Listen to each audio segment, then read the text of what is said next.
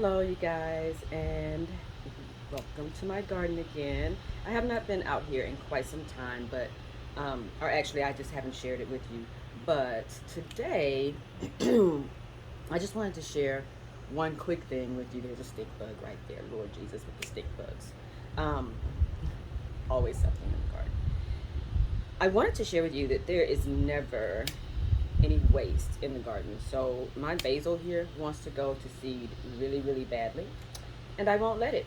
I'm cutting the flowers right now, but I don't have anything that I want to make with these. So if I don't take them in the house and dry them or try to save them in another way, they're going to go straight into the compost.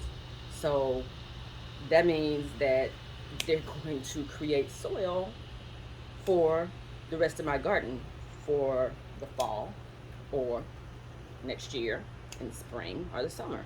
So that's really all I wanted to talk to y'all about is that, if you can't get out and harvest any of your plants, your herbs, your veggies, in time, let's say you go on vacation, when you come home, everything is like way overgrown. You can't possibly save some things, or, you think the plant is done. As long as it's not diseased or ridden with bugs, compost it.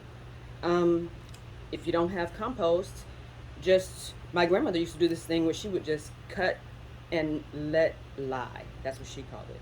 Cut and let lie. So she would trim things back and then just keep the let the leaves fall where they may. Now the only problem with that is that you may end up with some volunteer plants, but if it's a plant that you love or something that you eat a lot of, does it really matter that you have volunteers? I mean, it's free food, extra food. So, anyway, that's all I really wanted to pop in and say today.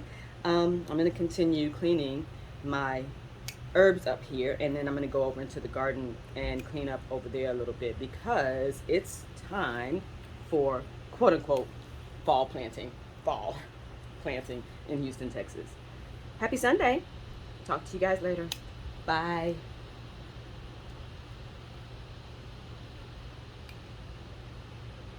Lots for the compost.